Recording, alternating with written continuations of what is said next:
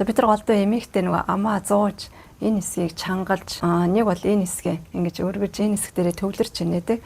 Одоо энэ хэсгээрээ чангалж ийнэ гэх юм бол ийм. За энэ хаварны хажуу энэ хэсгийг өргөж энэ хэсэг дээрээ төвлөрч ийнэ л иймэрхүү.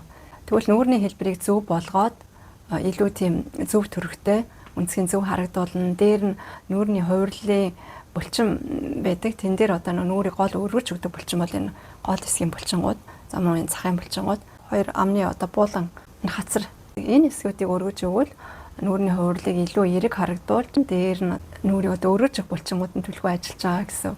Тэгэхээр бид нар ердөө одоо хит ингээ хамраа ингээ тахгүй мөн өрөө ингээ зуухгүй энэ тал дээр анхаарна.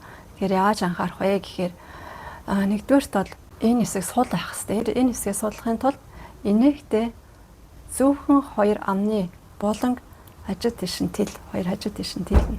Эхлээд амаа сул тавина, дараагаар нь хөндлөн одоо И үсэг хэлэх маягтаар хоёр амны бууланг хажуу тийш нь болгоно.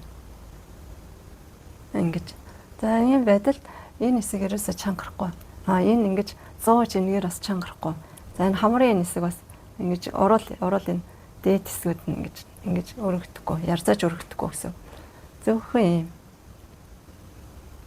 За энэний дараагаар И үсэг хэлэх маягтай босны дараа одоо энийгээ дээш нь одоо энэ хацрын гол хэсгүүдээ өргөж өхийн тулд гол хэсэг чи өргөдөж нүүрний энэ хэсэг богиносоод тэгээд хүн ерөнхийдөө илүү залуу төрхтэй харагддаг. И гэсэн байдал дараа нь хоолой үзүүр юм биш угийн гэд энэ хэлж байгаа.